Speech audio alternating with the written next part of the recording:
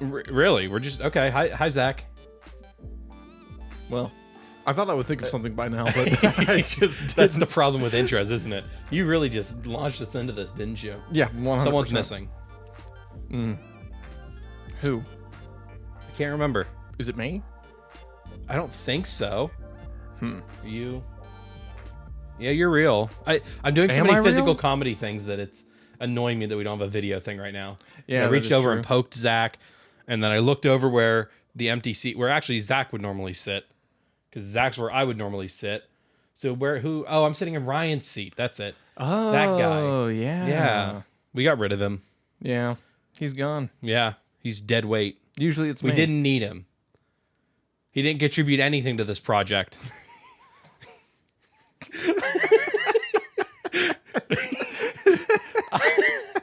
We should explain why this is so funny. Ryan is not feeling well. He's come down with a cold, and so he's very soft spoken right now and recovering in his bed, which is through a very thin wall between us, so he can hear everything we're saying right now.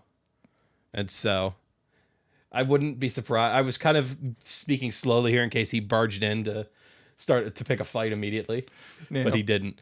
So everyone say get well, Ryan, in the comments somewhere, wherever you can put comments on podcasts but On the count of 3, everybody. 1, 2, 3. Happy birthday. Wait, what?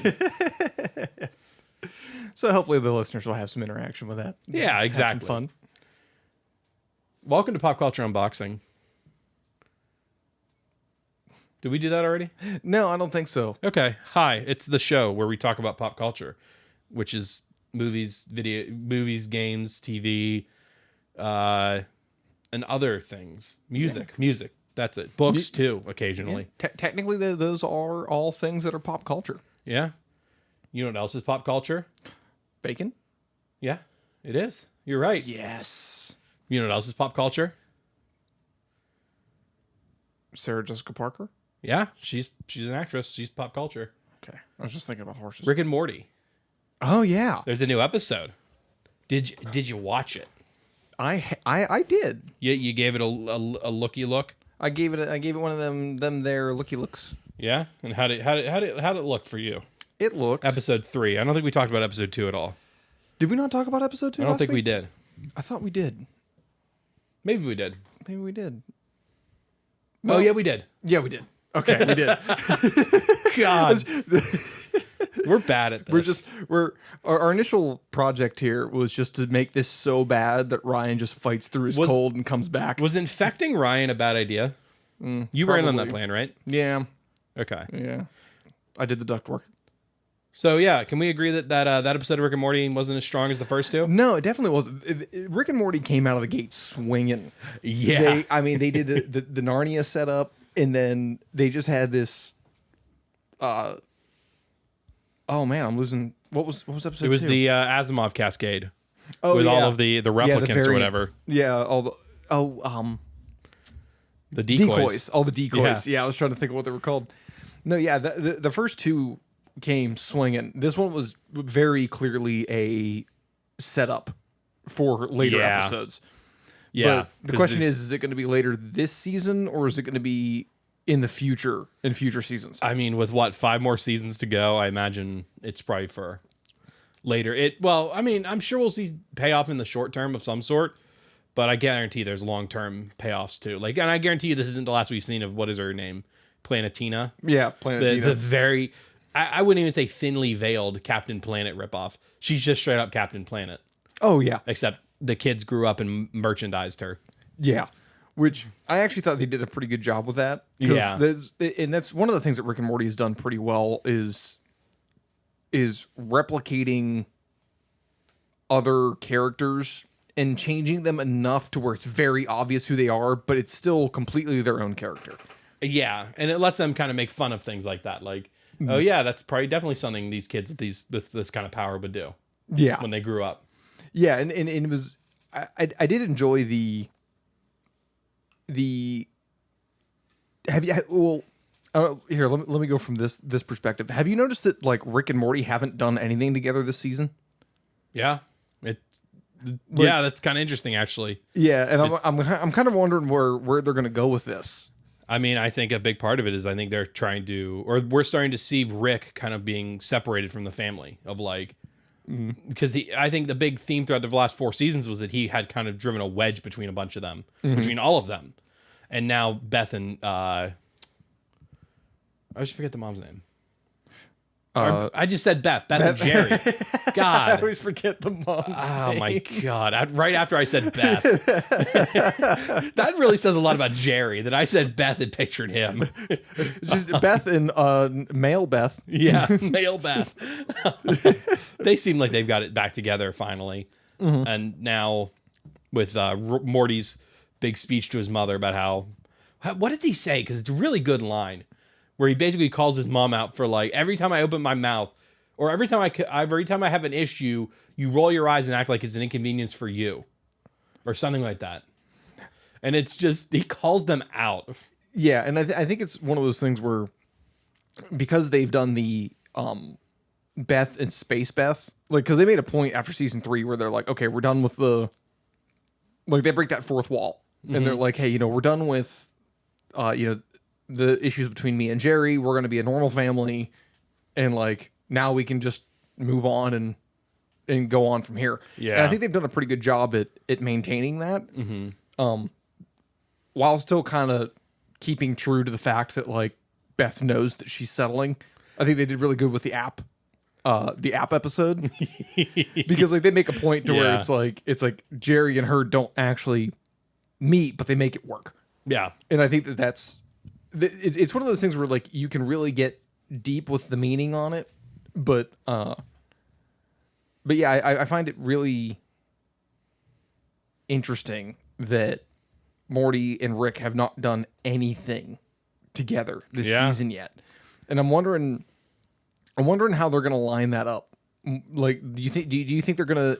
Do you think that's just the way that this season's opened, or do you think that they're actually going to make a point to show that Rick and Morty are like I think more distant? I think it's probably pretty intentional. I mean, because I think by this point we would have seen them. It's something about just them two, and especially when the last episode was explicitly Rick saying, "All right, screw you. You're all gaga over this girl. I'm going to take Summer on an adventure." Yeah, that's the thing. The episode opened with them having they went and got their T-shirts. Together. Yeah, that I thought it was great. Throws his T-shirt, throws him in his face. He said he doesn't want to go. All right, let's go. It's like, oh, I do like how the first 10 minutes of this episode are going to make no sense unless someone watches Rick and Morty, because we're referencing the episode and then not quoting anything in it. We're being vague about it. Yeah, well, and that's kind of one of the things where like, if you actually watch the show, there's so many details in it that like, if you look at it across time with all the episodes, it's really, you can really start to pull some themes out of them. Yeah. Where kind of like we were talking before, like with the first season is nothing but Beth and Jerry having problems. The end of the second season, they get a divorce. The end of the third season, they get back together and they've decided, okay, this is it. We're a united front. We're moving forward. But they still have callbacks to it where it's like, yes, they're both still struggling, but they've chosen not to focus on that anymore. And like that is one of those things that's really interesting when you get with, especially when you get more and more seasons in a series, you could really start to like draw that character development. Yeah. And it's something where I think any show that runs long enough runs into an issue where the storylines just start splaying out everywhere, and you almost need to you either end up with it just wildly out of control. So you end up with like a Game of Thrones type thing where either a lot of people got to die or a lot of people got to get allied so that you can get storylines together, or you do what Rick and Morty did where you get to the end of a season and say, all right, we're a normal family again. Yeah. And then almost like a soft reboot just to get things under control. Yeah. From all the subplots and all that. Yeah, and it's a neat thing in this world that they built. They set that up as a possibility from the beginning. Yeah. And it's like, hey, listen, it's a multiverse. We switch between universes. It's it's what we do. It's like, okay, so you can, and they made a big point with the Cronenberg episode where they do that in the middle of an episode. It's like, hey, listen, we're going to effectively the same exact universe, only we died. Yeah. So we're just going to step in and now it's our universe again, as if nothing happened. So like, Well, and it was kind of the point that I think the previous episode was trying to make, the decoy one, is that because I think watching that, a lot of people had the thought of like, okay, which one's the real Rick? yeah, Well, it doesn't matter. Whichever one you're following at any given moment is the real Rick. And that's something the show Yeah. has explicitly said before. yeah, that is pretty interesting. I was actually wondering if, because of the way that they are setting up this episode, if they're setting up this entire season to actually be the backstory for Evil Morty. Yeah, that wouldn't. Oh, okay. Oh yeah. So we find out that the Morty we've been following all this time Is became actually more evil Morty. Evil Morty, because like it makes sense. Like this Morty is a lot more confident. He is going after things, but he's still not getting what he wants. Yeah, And and he's been burned a couple times already. yeah, right. So like Jessica's already made a point to say like, "Hey, look, I don't want anything to do with you now." No, she said we should just be friends. Well, She yeah, didn't want to date him anymore, though. yeah, yeah. This door's closed. Now you've got Captain Tina, who's the door's closed, and it would be really, really interesting to watch if him and Rick fight, and then you can watch him turn at the end of the season and Rick step out, and then it re-show some kind of, not necessarily the opening. Well, no, you Scene can do a from- fast forward of all the evil Morty stuff. That could be right. Like they Because I mean, that might be what they're setting up is, and I think they have from the beginning is that Morty, of Rick and Morty, almost switching places, where Rick is becoming a nicer person and almost rediscovering his humanity, yeah. whereas Morty's losing it, and he's becoming more and more jaded. And Yeah, well, and I think it's interesting too is like if you look at Rick's backstory, like Rick's backstory is he's fighting for something, and maybe it's not necessarily that they lose, but they realize that there's no real winning, yeah, and then he becomes how he is. So it seems weird that like Morty is doing it earlier, and then maybe that's like a cycle of life where like that's how it goes. But I would actually like to see somewhere around episode 5 where you realize like, oh, maybe this is Evil Morty, and then the rest of episode 5 is Evil Morty's backstory, or season 5. Yeah? I'm sorry, the rest of, not episode 5, but the rest of season 5 is the backstory for Evil Morty. So you'll see him start to learn how to take over Rick's and do all these things, and maybe the last episode is Rick coming back, seeing that, leaving that dimension, and then it can kind of show him getting all his stuff ready, and then it shows him drinking and grabbing Morty, saying, "Hey, I need you." Like, and then it shows the beginning, and it reveals that it's not Rick's original Morty that you're following, oh, okay, which would be that would be pretty. That would be a very Rick and Morty move. yeah. And then what you could make the argument for is that Rick went and found the Mortiest Morty, because the Rickest Rick and the Mortiest Morty might not have been in the same universe. Yeah, that's true. Which to me personally would be a solid plot point, where he's like, yes, I did come find you because you are the Mortiest Morty. And like, that's why I had to come to you, because my Morty wasn't Morty. Yeah, Which would be interesting. so many layers of all just that weirdness from Rick and Morty is just, it makes it fun. Yeah. And I think that's kind of the thing where it's like anything's possible, but that's a big thing when you establish a multiverse from the beginning and someone who can travel between the dimensions. Yeah, and that's just something that I think Rick and Morty does a good job of it, because it's very much like the Austin Powers thing of you shouldn't think about it, and neither should you. Yeah. Turning to the audience to say it. Yeah. But because yeah, it just gets, there's so many things where it just gets messy. And same thing with Loki. Like, we're not going to talk about it too much, but it is handling the multiverse pretty well too, or lack thereof, effectively. Oh yeah. Because the time police. And just yeah, basically, and just the idea that yeah, basically anytime you have a choice, the multiverse splits. Yeah. And there's an infinite number of multiverses, or I mean, I guess technically there couldn't be an infinite number, but every decision you make spawns a new path. A new path, yeah. Yeah. Technically, it's finite, but Effectively, it's infinite. yeah. Yeah. And I think that's kind of what's interesting is like the things that I enjoy about multiverses, and like I would really like to see a series that handles it in a really interesting way, where it's like, okay, it's kind of reflective of reality, where it's like, okay, like I have several interests. Well, I chose this path. well, in a different dimension, I chose this other path. And like, Yeah. maybe you could follow like 10 of yourself in like one movie, or if you did a series, you could follow up like one decision of Yeah. yourself doing a bunch of different things. Be interesting. And like, I think that's kind of what's really interesting in a multiverse is like, it's kind of reflective of reality. You have the opportunity, but you only get to pick one within yours, Yeah. which is really interesting. Like, Well, and that's kind of how Loki handles it is the multiverses aren't all there from the beginning. They are created when you make a decision oh, that's and you're faced interesting. with choices. So it's like that wasn't a separate timeline that's just moving along, and the only difference is you made this one choice. It's like that timeline didn't exist until that choice came up. Oh, And then it branches off and creates its own new timeline. that's pretty And then interesting. decisions along that branch off again. So It becomes exponential. I was gonna say, so is it not? And then that's every human being on Earth. So it's multiverse, but there's also still linear time. Yeah. Oh, that's interesting. Yeah. Because, I mean, I like that idea. Yeah. But it relies on, I mean, the problem with it is any of that, especially that type of multiverse thing, assumes that time is not relative. It assumes that time is an absolute, which it's not. Unless unless you're gauging time differently, I guess. Yeah, But- that is true. But I mean, to a degree, it's relative, but it's still forward. Yeah. Right. What is time? It's entropy. It's that things as in general want to get to a state of equilibrium.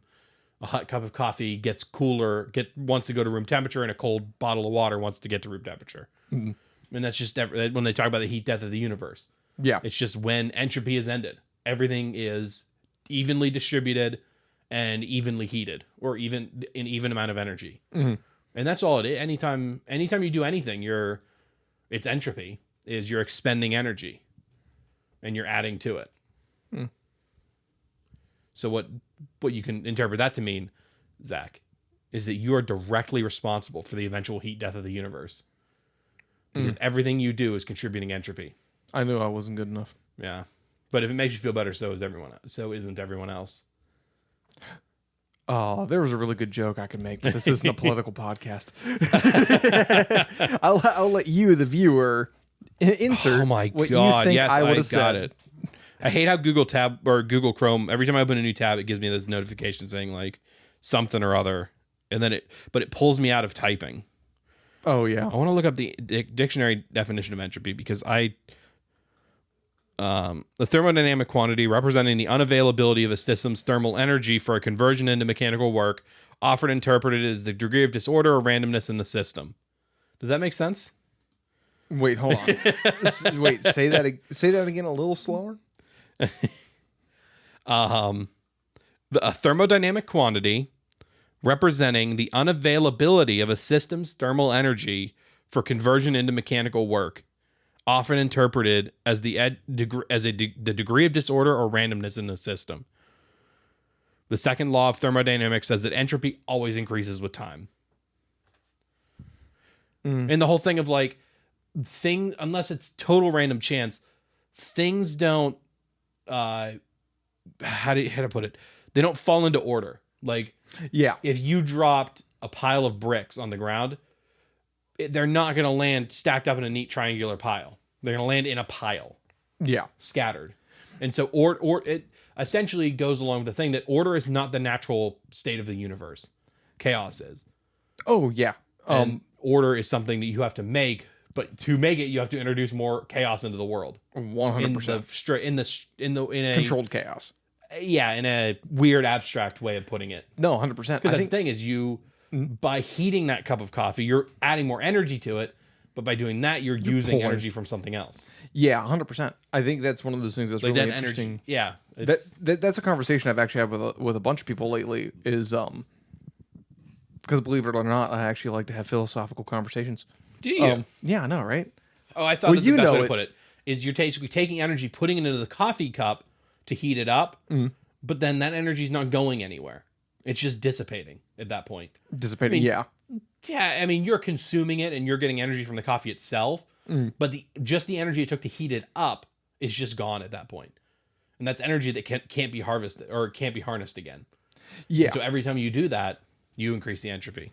Yeah, and I think that's what's interesting is and I think to what you said before is the natural state of the world is chaos. Yeah. And that is, but like you said, a controlled chaos. well, yeah. Well, and it's also one of those things where, like, I think that a lot of people look at the world as the natural state of things is harmony, and the reason why there's chaos is because somebody went and mucked it up. And like, that's the exact opposite. Where in reality, it's chaotic, and we have gone out and created order out of the chaos. Yeah. Which it's this. Another way to think of it is the headphone. Or if you put your headphones in your pocket or earbuds in your pocket, well, why don't they ever come out the way they went in? So, well, because every time you move, you're shifting them a little bit and a little bit more and a little bit more every step you take. Every time you move in your seat or whatever. Every step you take. Yeah, for those that couldn't hear me, I started humming that song. Every breath you he says every breath you make, doesn't he? To rhyme it? Every breath you take, every move you make. That's it. I'll be watching you. Not creepy at all. No, not at all. No. And it's because, the state of headphones being untangled is a single state, but the amount of tangled states there are is virtually unlimited. Yes. So the odds of it being in that one particular state is so wildly unlikely. But it was that way because you put it in that state to begin with. Yes. You took it from tangled to untangled. Yes. But then you let entropy take hold. I was talking to a couple of the guys that I go to small group with, and I think that was probably one of the most interesting conversations we've ever had.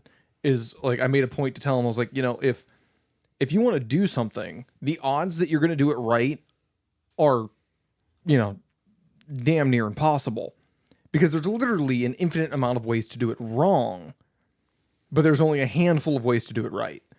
So it's like, if I want to learn to run a marathon, me sitting and podcasting is not me running a marathon. Yeah. Like, this is not a way to run a marathon. Mm-hmm. But maybe me getting up and walking on the treadmill is closer, but it's still not running a marathon. Yeah. Right? So it's like you start to get, okay, well, this is a way to get there. But if me sitting and watching TV is not a way to get there. Well, I think I can see where you're going. You're saying that, like, there's a small number of things you can do to prepare for marathon, but there's a vast number of things you can do that won't prepare you for marathon. 100%. And that's how, yeah. And I like that. And I think that was one of those things because a couple, I mean, most people that you talk to, they feel like they should pick things up on the first try. Yeah. And it's like, do you not realize how many tiny little things have to go right to do it right? Like, the idea that you're going to get all of them right on the first try is just ridiculous. Yeah. It's like failure is the natural state of things. So you should be working towards success. You can adjust those things and get better. But I think that is kind of one of those things that kind of comes out of the conversation there, which is the natural state of things is chaotic. Like, the natural state of things is not in order. So you need to figure out how to put it in order. But there's also only a finite amount of ways to put it in order. And then logically, at some point, there is one particular way that is the best. But there are some others that are valid along the way. And then at a certain point, you get to, okay, that's no longer valid to solve your problem. Yeah. I found that I forgot about it completely until we were just talking about this. It is entropy explained with sheep. Oh, I like this. Let's go. And it's not something I'm going to read on the show because it's a rather long article that has a lot of very simple puzzles that all kind of increase. Like the first thing it has is a GIF of obviously sped up of 2 ice cubes melting in a shot glass, just at room temperature, and it just posits, why does this GIF look totally normal, but this one looks strange? And it's the same GIF, but in reverse. Yes. So it's the 2 ice cubes unmelting, or it's a shot glass of water unmelting into 2 ice cubes. And so then it goes on to explain the origin of irreversibility. And so, like, you might heard it said, whenever you drop an egg or melt an ice cube or shatter a wine glass, you've increased the entropy of the world. You may have also heard entropy always increases. In other words, things are only allowed to happen in one direction, the direction in which entropy increases. So then it goes on. So there's a first thing here where it's got three sheep all in one square, and there's 3 squares, and it wants you to drag the sheep around and find all 10 possible arrangements.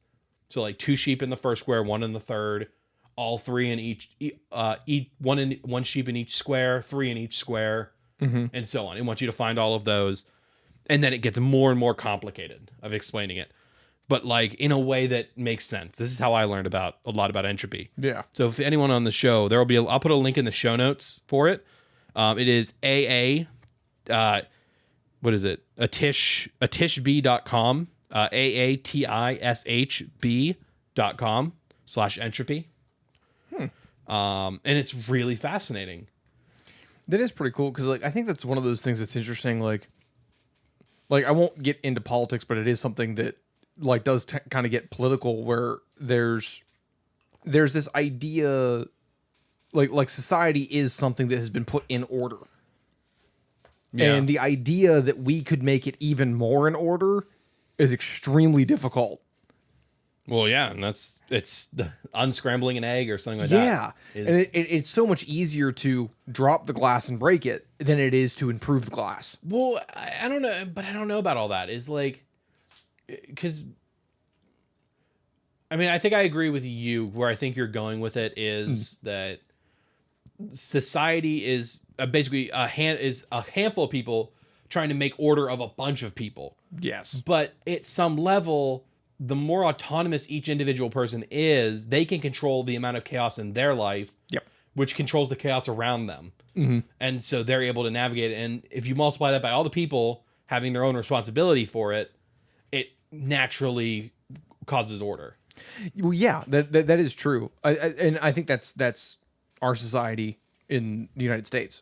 But it is interesting, the idea that I think that kind of goes back to there's only a finite amount of ways to do it right and do it well. Yeah. I think that like it's one of those things where I think a lot of people tend to get to a point where like, well, if we just did this, it would be better. And no, probably not. Because this might be better for these or these people.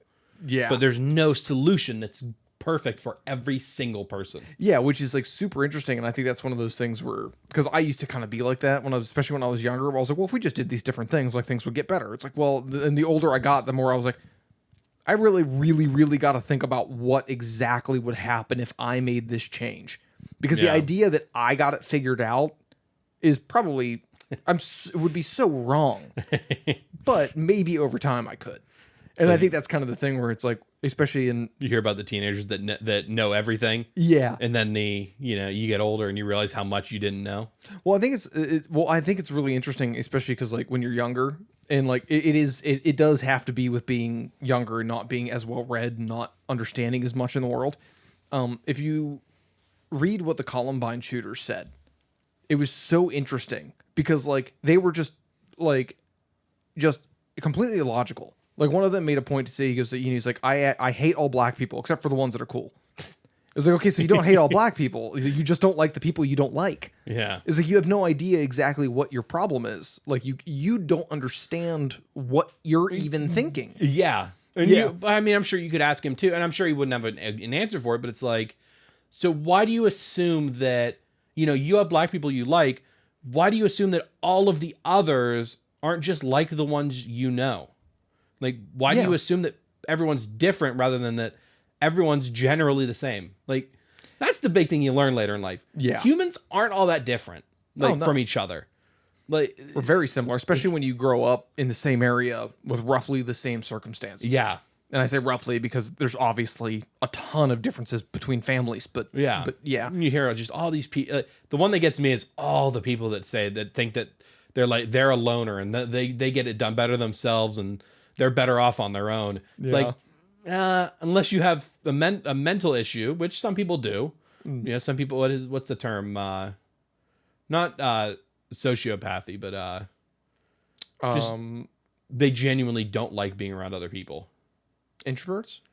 I guess. Yeah. I don't know if that's like, I think there's a medical term for someone who truly doesn't work well with with people. But like, other than that, like humans are communal creatures. Yeah. Like we do not do well by ourselves. We saw that this year. Oh yeah. Well, and I think that's the interesting thing is the difference between. I think what most people mean when they say that is I don't like a lot of people. Like I'm not extroverted, so therefore I don't like people. It's like no, you need to find people that you like, and then hang out with those people, and that's a big difference. Yeah. Like, and that's a big difference from being a loner. Like, it's very rare you actually find loners. Like, you find people that do actually, like, you do want that interaction with people, but you want interaction with people that you could agree enough upon to interact with. And then each of you grows over time. And because you know each other, it's a lot easier to adjust and grow as a person and learn more and then move out in the world. You know, I just had a thought. I wonder how much of that is because of it's kind of a counterculture thing. Mm-hmm. Not to say that it's just some sort of like phase or I'm going to rebel against my parents type thing, but in the last 2 decades or so, we've seen the rise of, you know, the Facebook thing where you're expected to keep in contact with everyone you've ever become acquainted with. Yeah. And it just gets overwhelming. Is I think the common knowledge is you can have about 100 friends. Yeah. Give or take. That's about how many and then a social circle can be as big as 100 or 2. Mm. Or no, I'm sorry. You can have about 100 friends, like less than 10 really close ones. Yep. And then 100 acquaintances, and then after that, it's difficult to keep track of everything. Yeah, and so then when you have 500-600 friends, you see people like that, it can get overwhelming. It's like, oh, I'm expected to be friends with all of these people. Yeah, like I can see why there would be a pushback from a lot of people of like, I don't want to be friends with anyone then. And then you have the struggle of everyone trying to find the perfect friend, and they're almost like interviewing all of their friends to try to figure out who they need to be there. And instead, they used for millennia the people who live close to you. That was it. Yeah. That was all you had. Like, it's so interesting because, like, I actually just got my 10-year anniversary, like, email for our school. And I saw the reply of all the people that said that, they were coming. I was like, oh, I know that person. We used to do this. I know that person. We used to do that. Like, I used to, just talk to that person. Or, oh, man, that guy was a jackass. Like, you kind of tend to have those interactions with people. But that is reality. Like, those are the people you grew up with. And you know things about them that other people don't from a young age. But, like, as you start to get older, you realize, okay, that was a decade ago. The last time I saw almost all of them. And you look back, you're like, I'm a different person than I was. But so are they. The stuff you connected on isn't there anymore. Yeah, I mean, like we've lost people to heroin. We've lost, to tragic accidents and things like that. And then we also have people that are doctors and physicists and, in technologies. And it's so interesting to see where everyone started and where everyone went. But we all kind of started from the same base. We all went to the same school. We all had the same teachers, roughly. Yeah. And it's so interesting, the complexity that goes into growing up. Yeah. Like, my sister and I are completely different people growing up under the same household. And, like, my wife and her sister are 2 completely different people. Mm-hmm. All my siblings we're all distinct people. Yeah. And, and it's so interesting. It's like that's one of those things that, like, there's a lot of people that jump on, like, the nurture bandwagon, where, like, everything is a social construct. Yeah. And it's like, clearly not. Like, if things were social constructs, people under the same roof would be almost identical. Yeah. But, like, they're vastly different. There's got to be something there other than social construction. Yeah. Well, and I mean, but part of it is just the changing is, in smaller house, because I've got 8 younger siblings, in smaller households of like 2-3 kids, it's probably less prominent. But I know for a fact in my family, my dad lightened up a lot as the years went on. As he got older, is that he was a lot stricter with me and the next 3 or 4 under me. Mm. But then after that, he was a lot less strict, and he was more. I don't want to say that he was like mean or anything, and we've talked about this on the podcast when we've had him on before. Yeah, but just he was more lenient and more just calmer. I think calmer makes a big deal, especially for men, because the older you get, the more your testosterone goes down. Yeah. So you do tend to get a lot less. Did you just call my dad low test? No, no, my dad's slow test. There's actually a period in my life for about 6 months I called my dad my mom as a joke. Oh, that's so mean. It is, but you got to understand our entire family when it comes to medical things. Like my entire family's in the medical field. Yeah. Like and there's two stories. My sister had cysts on her corneas, and they exploded. Yikes. So she went temporarily blind for a period of time, but they were in the emergency room trying to figure out what happened and weren't sure what's going on. She's crying and crying and crying, and she's like, Dad, what am I going to do if I go blind? Like, she's panicking. And my dad just goes, well, you get a new puppy. And she lost it. Like, my wife actually, I think she'll get a kick out of this. She had a scare. She found a lump. And it ended up being nothing. But my wife, like, hates doctors. Will not go to the doctor. So when she came to me and was like, hey, I made an appointment for tomorrow, without even mentioning to me that she had found something, I was like, oh, she actually thinks it might be something. Yeah. So she was just kind of like, I'm going to go. I'm a little nervous. And I was like, don't worry, hon. After the thing, we'll go wig shopping. That took a second to register for me. And like, and to her, she was like, oh, okay. Like, you're going to be there for me. Like, that's my family when it comes to medical things. But meanwhile, don't call her a rat. Yeah, don't call her a rat. For those of you that don't know, there was a... I think you've brought it up before. Yeah, I think she was... she had a bad day, and I was, like, trying to make her smile, and she just wasn't having any of it. And I just learned that if you tickle rats, like, when they laugh. and I just found out that, like, if you don't play with a baby rat, like, they're not socialized when they're older. And when she just kind of looked at me like, stop. I was like, oh, were you not played enough as a baby rat? Which is not the correct thing to say to your wife. No. I honestly could just do an entire stand-up routine on things I have said to my wife and immediately realized those are not the things to say to your wife. Congratulations. You've just summed up most of stand-up comedy. Oh, it was... But all of them are funny genuine. You mentioned that, though. That's what when I had pet rats, that's what I did. When they had a cage when they were real small, I had them in a small cage. Every night I would have it up on my bed with me and have the cage open and just let them. I'd sit there and read, and so the first handful of nights they stayed in their cage, and then slowly they would come out, but they'd stay away from me, and then later on they'd finally be crawling on me and get used to you. That's how I socialized them. Yeah, that's awesome. Yeah, I think I let them approach on their own terms, and yeah, they start to move forward. Yeah. No, that's neat. Yeah, rats are interesting. Oh, they're great pets. They're smart as a dog and as clean as a cat. Well, I think, and you can litter train them. Believe it or not. Yeah. You were telling me that the other day. Yeah, that's super interesting. They can learn tricks. They can learn. They learn their own name. The only smarter rodent is squirrels, and they're great because they're big enough that you can within reason roughhouse with them and play with them. Yeah. But they're not like a mouse where if you just do the slightest little thing, you might crush it. Yeah. Because rats are about probably a little less than a foot long. Yeah. Not including the tail. And the tail's not slimy. In case anyone wants to know that, it's not. It's almost scaly. Oh, that's interesting. Because they use it to grip things. So what I would do is I would hold my hand. I would hold it in my hand. Hold one in my hand, and I'd hold up my finger behind it, just far. And then, no, what did I do? I think I put my finger behind them on an edge, and then I held a treat just out of their reach, and their tail would wrap around my finger and then cinch a little bit. So and the scales are there in trees to lock on. That's awesome. And then they would use that to brace themselves to reach out. That is awesome. Yeah. One of their favorite games was I'd put like a pillow on the floor in front of me and sit on the ground, and I'd pick them up and toss them, and they'd land on the pillow. Yeah. And they'd come sprinting back up and run up my leg or run up my arm and ready to go again. Yeah, they enjoy that play. Yeah. Dude, that's awesome. You got to make sure you got to make sure you have two so they can play with each other when you're not there, but they absolutely view you as a member of their pack. And it's great. Great pets. Highly recommend them. That's awesome. Yeah, I've always been a dog kind of guy. German Shepherd Labs.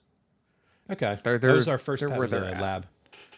Yeah, I had two German Shepherd Labs. One was Soph, who was the greatest dog in the world. Quick story, my nephew was born. He had gotten to the point where he was crawling. She was a little older at this point.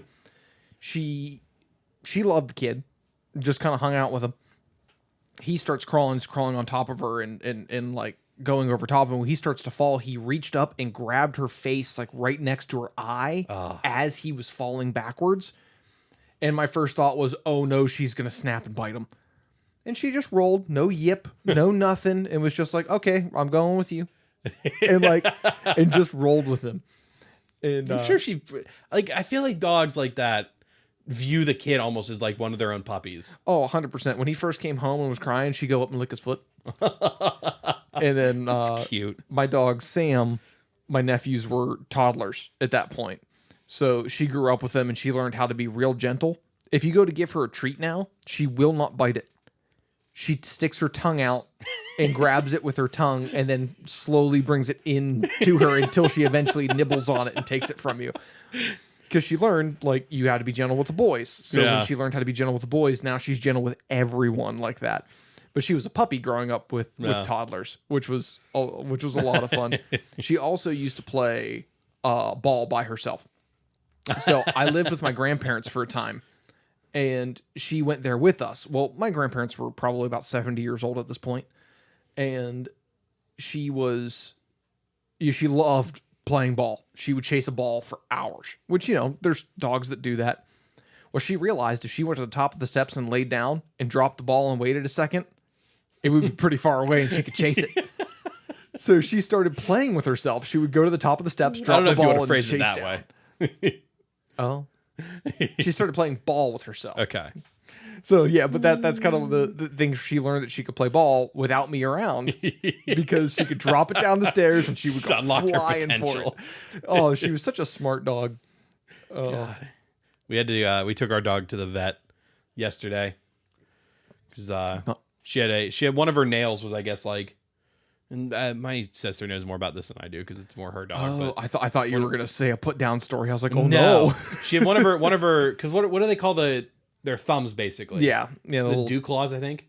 Yeah, I think they're dew claws. One of those was getting real long, and I don't know, it was like breaking or something like that. And and anytime they tried to clip it, she would whine. Mm-hmm. But they were fine. They were able to clip any of her other nails, and so the vet ended up having to pull it out. Ooh. And she's like, "All right, you mind if I take her back to the clinic area so we can get this pulled out?" And they're like, "She's like, you're probably gonna hear some noise. Like it's painful." Yeah. And we're like, if it's good for her, like, go for it. Yeah. And so of course we do hear her whimpering and stuff like that. And the vet tech brings her back, and she's like, "Okay, funny story.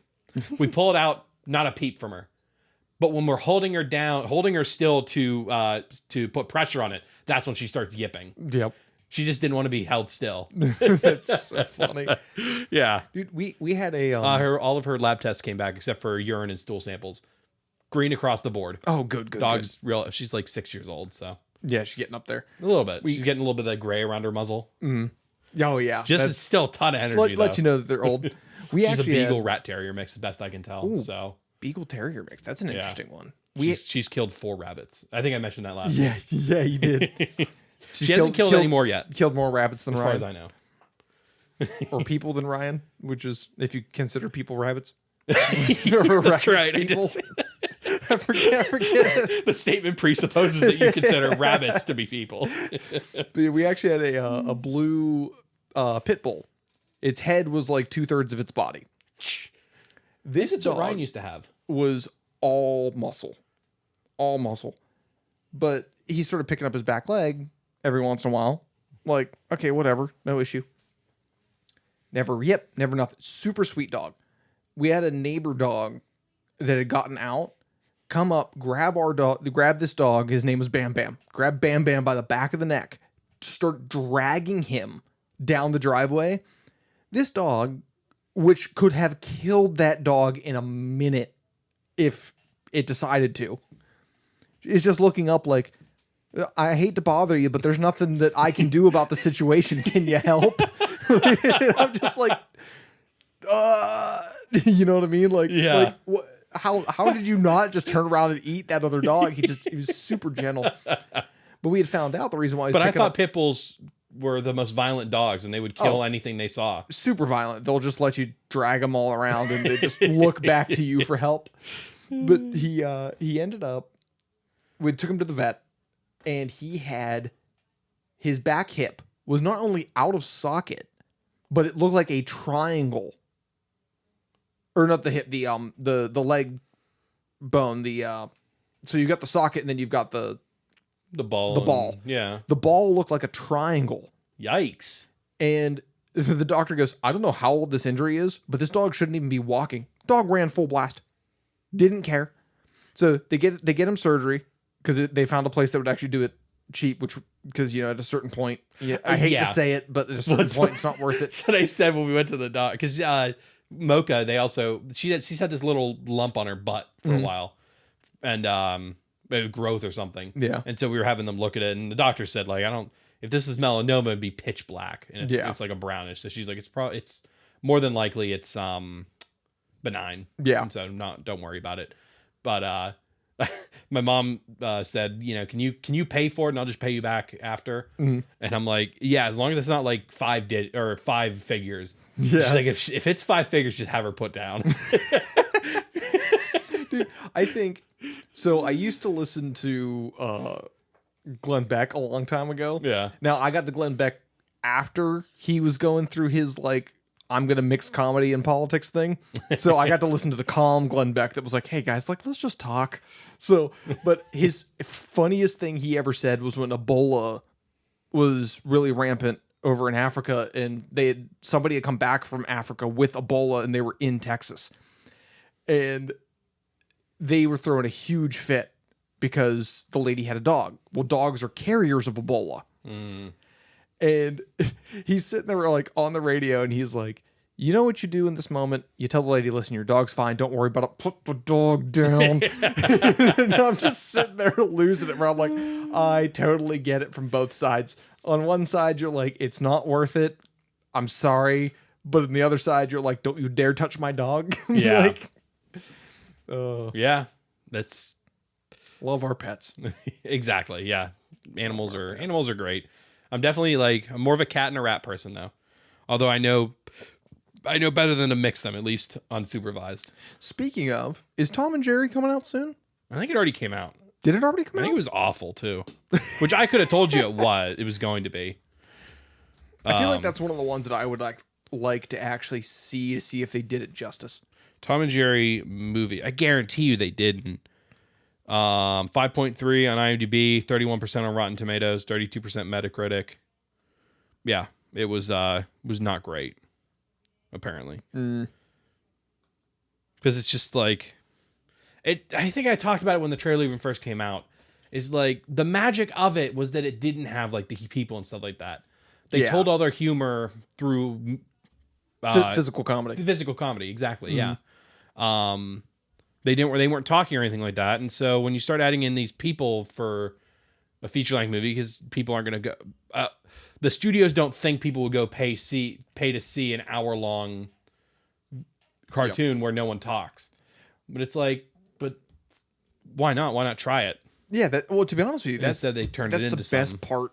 Like you said, it's the best part about Tom and Jerry, where you're watching them try to outsmart each other the whole time. Yeah. And that's the fun of it, is especially when you're a kid, it's oh, I see what's going to happen. And then you get to see what Jerry's doing while Tom doesn't see him. And then you're oh, I see what's going to happen now. That's the fun part of knowing what's going to come and then just seeing how it plays out. And I understand the issue is that you can't do that. That doesn't work in an hour and a half long format. It works better in a 10-minute format.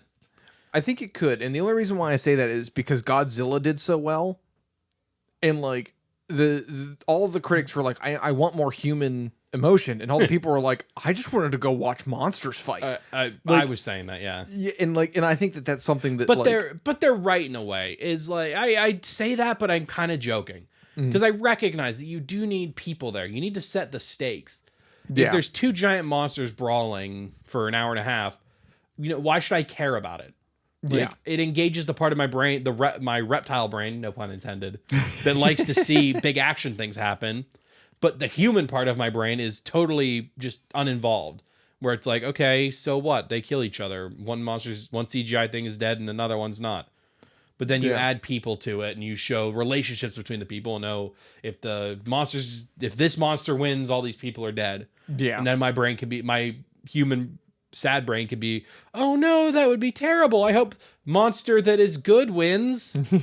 And so I understand it, and I also understand that those movies don't tend to pull in the best writers. Although I think Adam Wingard, I think was the name, who directed Godzilla vs. Kong, did a great job. But yeah, it's just, I think that's a big thing is writing. I think Tom and Jerry could do that. Maybe. If they did it on a scale of like, hey, look, we're going to do like an hour and 20-minute movie. Like, here, like here it is. Maybe. And like, it is kind of, but it also kind of falls apart your Godzilla thing, because since the beginning, it's always been about the people. Every Godzilla movie has. Well, for the most part, there's some real bad outliers in there, especially the 80s or so had some really bad Godzilla movies. Mm-hmm. But all the good ones, the original and then any of the big remakes, were about the people, and Godzilla was more of a force of nature in the background. Yeah, I think the thing that I enjoy is, like, I agree with you, like, to a degree, you would like to have some people to like set the stakes. Mm-hmm. But I think what Godzilla did really good with is setting the stakes, but not setting the focus on the stakes. I see. Okay, yeah. And depending on how Tom and Jerry did it, like, if it was, okay, they're setting up this world for them, and then now they're in this new place and this new location, and this is why it matters, is different from now they're interacting with people, which was never a part of Tom and Jerry. Yeah. And maybe you could do it like, you want them to be in New York or something like that. And so maybe what they have to, there's some goal. You set up some goal or another. They get there by accident and they have to leave. And I haven't seen the movie at all, so I don't know if maybe I'm stumbling upon the actual plot of the movie. Yeah. But maybe they have to get out. They want to go back home. Yep. And I don't know, some contrived thing. They see a postcard that has a picture of their town on it, and they can see the house they live in on it. And they're like, oh, we got to get here. And then then you have the antics of them working together to try to get on a bus or something like that. Yeah. And they see the fair and they have to get money. And so then you get antics of them. And it's almost vignettes of them competing to try to find money or something like that. I don't know. Yeah. And you could do a small thing about how, like, you can cooperate with people you don't like. Well, I mean, like the whole first half of the movie could be them both competing to get home, and then them realizing, maybe we can actually get there together. This, where they're competing, but because they're competing, they keep losing out on the money they need. Yep, whatever it is. Yeah, exactly. And I think that's one of those things where it's like like the turning point of the movie. You still never say anything to each other, but they both kind of look at each other and they put their hands out, they shake their hands, and then they start working together. Yeah. And then they win, and then they win a little more, then they win a little more, and then they get to the end. And then once they get to the end, Jerry can kind of be like, okay, we got where we needed to go. Here's your hammer. And then they run around the house again. And as we're talking about this, it sounds cool and all, but I'm having a lot of trouble thinking of how you couldn't just tell that same story in 20 minutes and tell it much more succinctly. I think you could, but I think that's the fun of the movie. Is it though? Like a fun of a good movie. Mm. But that's the thing is any really good movies you watch, anything that's widely considered to be a great movie, if you cut out any individual scene, the movie doesn't make sense. Yes. And that's a mark of a good movie. And so when you have something like what we're talking about now, that's what I mean is it sounds like a concept where you could cut a lot out of it and cut it down to 20 minutes and it would still make sense. Yeah. So why make a feature-length film? And I know the answer is money, but... Well, yeah. Well, and I think it's one of those things where they could do something where they both end up in a place where they shouldn't be. They both try to do it on their own, can't do it. They both decide to team up, but they're still competing. And then they both decide to team up and genuinely team up. And I think you can tell that in 10-minute periods. In... watching them kind of have their antics in, like, especially like for the first half hour of the movie. Yeah. It could be them trying to do it and then like Tom winning something and then Jerry just figuring out how to get the money that Tom got. And then like, it's one of those things where they end up kind of doing this back and forth. Maybe. And so I think we come back to what I was saying at the beginning is that it would almost be a collection of vignettes. What? I see what you're saying. Yeah. Yeah, almost like I came to mind was Ballad of Buster Scruggs. Did you see that?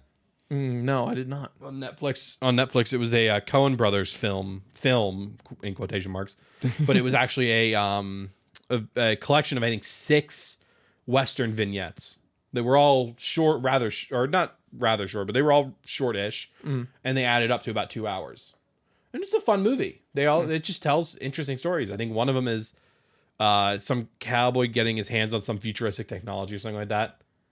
And then another one is a story about what's the term for someone who's none of their limbs work?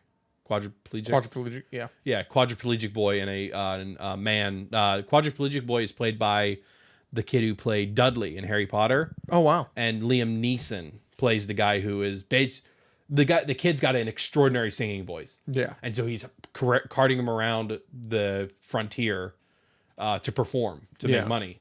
But then he slowly starts raking in less money. And so it's him and this kid trying to scrape by. Yeah. And then there's another one. They do just good vignettes. A couple of comedy, a couple of very serious ones. And so it'd be similar to that, where you could cut portions out of it and make it its own thing, but then you give it a theatrical release. Star Wars did it with Star Wars: The Clone Wars. Yeah. They released the first 3 episodes as a movie. Yeah.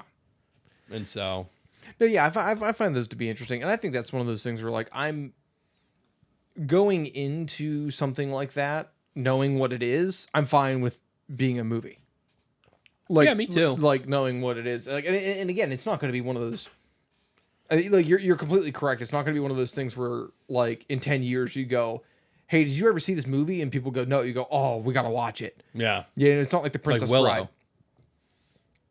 I love that we both went in 2 completely different directions. We did. But yeah, no, that's a good one. Willow. Willow is my kind of jokey answer. Princess Bride is a good answer to that. Yeah, like I'll be honest, growing up, every single one of my friends, if they hadn't seen it, I have a 2-sided disc, which is full screen and widescreen. Do you want to tell our listeners what a 2-sided disc is? Oh yeah, so I had a case anyone's too 2-sided young. DVD. Now, what does DVD stand for? DVD stands for I never learned. Digital video disc, I think. Is it? I think so. It might. That sounds right. It does come up to DVD. Yeah, digital video disc or digital versatile disc Oh, is another. So yeah, I had a 2-sided one in full screen, one in widescreen, on one side or the other. And friends would come, like I'd be like, "You have to watch this," and they watch it and they love it. Yeah. And I'm just like, "This is why." Which side did you pick? I always pick full screen because at this point we had widescreen TVs, so it was already set in. Oh, you don't know how that works, do you? No. When they're doing full screen, they're cropping off the sides because pretty much every movie is filmed in widescreen, 16:9. Maybe and so to that's make why. it full screen, they chop off the sides of it so that it fills the screen. Oh. You're not seeing more, you're seeing less in full screen. Oh, interesting. It was just formatted that way for Because TVs. I always got so that it would mad. fill the full screen when it ran on TV. Yeah, I always got mad because now we had full screen TVs, and then it would still cut it. So Yeah. it'd be like super short, like it'd be like super thin along the line. That always bothered me. But yeah, but no, that that's one of those movies where like I think even in another 10 years, like that's another movie where people can look down and be People like, already. that's something to watch. Wait, which one? We're our hypothetical Tom and Jerry or No, I'm Princess talking Bride. Princess Bride. Oh yes, it's already a classic. Yeah, like Tom and Jerry is one of those ones where it's like I'll go watch it with my nephews. Yeah, And like I'm going to see it with my nephews. It's a movie that we'll go see. It's fun. If they like it, I'll buy it, and then that's the end of it. yeah, Like and sometimes that's enough. Yeah. A movie. It's just a movie that's fun to go see, and then maybe later on when you have kids or you have other younger relatives, and they're like, oh, like we want to watch something, and you're like, oh, here this came out a couple years ago, and I liked it. yeah, It's this old show that was on in the 70s or how old? No, 80s, 90s. How old is Tom and Jerry? oh, Tom and Jerry is old. Does it go back I think they're pretty close to 100 years now. really that Yes. long? I was gonna say like 40s or 50s, but I didn't know. I think they're at least in their 80s. Wow. I can't type. Here shortly on this audio podcast, we will have. Wow, the you're information. right. The original cartoons were created in 1940. I Yeah. forgot that Hanna-Barbera went back that far. Yep. I thought they were 60s or so.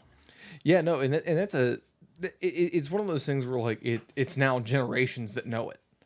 Yeah. And like that's kind of fun to go through it, and like future generations aren't going to know Tom and Jerry. They just Yeah. aren't.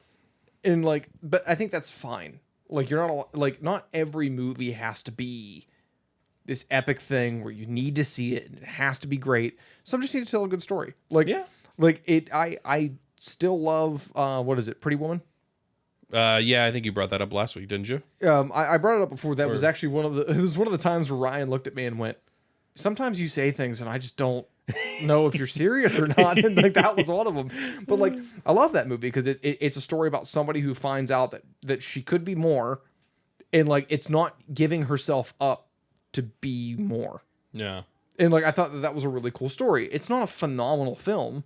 It's not one of those films that like everybody knows, but it's a nice film. It's a Yeah. fun film. It's a film that if I see it on TV, I'll sit and watch it. Yeah. It's a whole The Witcher thing. Yeah. It's not good. It's not great. It's not bad. It's just good. Yeah. Easy to watch. And I think it's actually We should get wrapped up because we're about an hour in. okay. But I do think it's actually more difficult to make a good film that will last longer than it is to make a great film that becomes polarizing. Yeah. Or it's better to go out and just try to make a good film than to try to make a great film. Because I guarantee you, Yeah. anything that's considered a classic and is looked back at now as a brilliant film, I guarantee you they didn't go into that with the intention of making the best film ever. They probably just Yeah. wanted to tell a good story. And they weren't focused on grandeur and blowing people's minds and this and that. Oh yeah. And I think that's kind of one of those things where it's like if you go into it, you do lose a little bit of like artistic like genuineness in it. Yeah. Where like I'm actually kind of impressed with the Marvel films where they haven't necessarily done that. They still built something that was really good, in which case I think in 20 years people will go back and say like, hey, look, like we're gonna do a marathon. We're gonna watch the main ones. People and are then already doing it. Yeah, like I think it's one that'll last time, kind of like Lord of the Rings. It'll Yeah. last some time, and like it's one of those ones where they're nostalgic, but I still think that there are some. I'm trying to think of some films that I've seen lately. I'm gonna have to bring some back from next week, but I still Hitman's Wife's Bodyguard is probably Yeah, gonna be fun something ones. that people aren't gonna really remember. no, yeah, that's one that like people won't look at and be like, hey, like this is something that like I enjoy. I'm gonna sit down and watch this. Yeah.